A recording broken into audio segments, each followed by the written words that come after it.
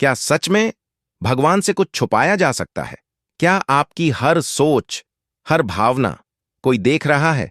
आज की ये सच्ची घटना आपको अंदर तक झकझोर देगी। नमस्कार दोस्तों, देवभूमि भक्ति चैनल में आपका स्वागत है।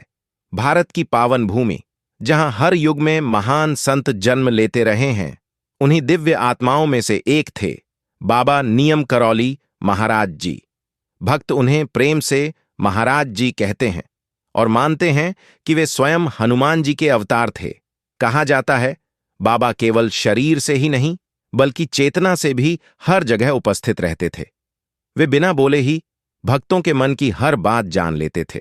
उनकी लीलाएं इतनी अद्भुत थीं कि आज भी लाखों लोग उन्हें याद करके अपने जीवन में चमत्कार अनुभव करते हैं।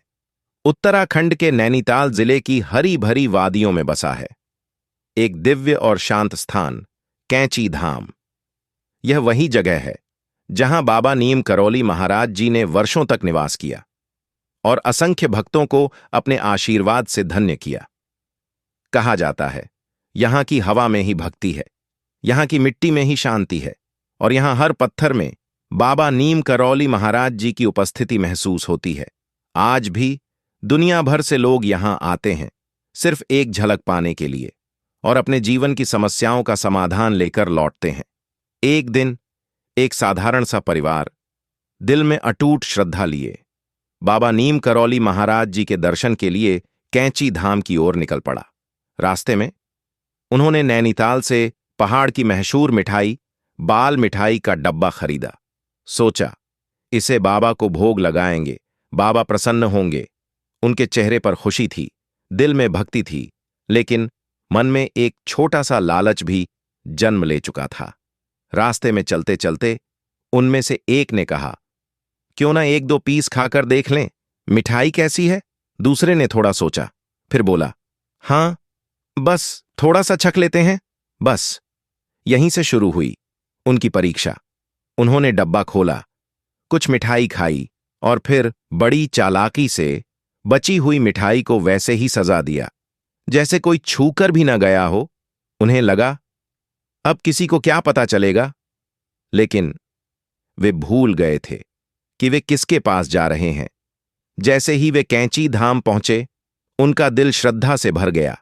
वे बाबा नीम करौली महाराज जी के सामने पहुंचे और हाथ जोड़कर वह मिठाई का डब्बा उनके चरणों में रख दिया। लेकिन अगले ही पल जो हुआ, उसने सबको स्तब्ध कर दिया। बाबा नीम करौली महाराज जी ने उस डब्बे को देखा, लेकिन छूने से भी मना कर दिया और बोले, ले जा इसे, यह दूषित है। यह सुनते ही वह परिवार सन्न रह गया।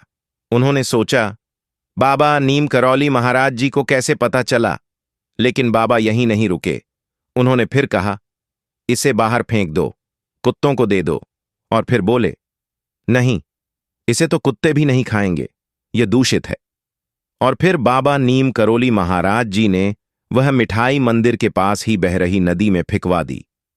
यह सुनते ही उनके चेहरे का रंग उड़ गया, उनकी आंखें झुक गईं, दिल शर्म से भर गया। अब उन्हें समझ आ चुका था कि बाबा नीम करौली महाराज जी से कुछ भी छुपाना असंभव है। उनकी छोटी सी गलती उनके सामने पूरी तरह उजागर हो चुकी थी। उस दिन उन्हें एक बहुत बड़ी सीख मिली। भगवान को भोग लगाने वाली वस्तु सिर्फ बाहर से सुंदर नहीं होनी चाहिए, उसमें होना चाहिए सच्चा मन, शुद्ध भावना और पूरी ईमानदारी। क्योंकि भगवान को वस्तु नहीं, आपका भाव प्रिय होता है।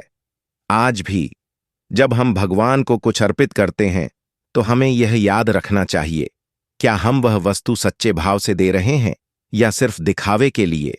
बाबा नीम करौली महाराज जी की यह लीला हमें यही सिखाती है कि ईश्वर के सामने सच्चाई ही सबसे बड़ा प्रसाद है। अगर आपका मन सच्चा है तो भगवान बिना कुछ भोग लगाए भी प्रसन्न हो जाते हैं। लेकिन अगर मन में छल है तो सबसे कीमती चीज भी उन तक नहीं पहुंचती। तो आज से जब भी भगवान को कुछ अर्पित करें, अपने दिल को साफ रखें, क्योंकि बाबा नियम करौली महाराज जी सब जानते हैं, आपका मन भी और आपका भाव भी। जय बाबा नियम करौली महाराज जी, जय हनुमान जी। अगर आप बाबा नियम करौली महाराज जी के ऐसे ही चमत्कारी प्रसंग देखना चाहते हैं तो चैनल को सब्सक्राइब जरूर करें और इस वीडियो को लाइक और शेयर करना न भूलें।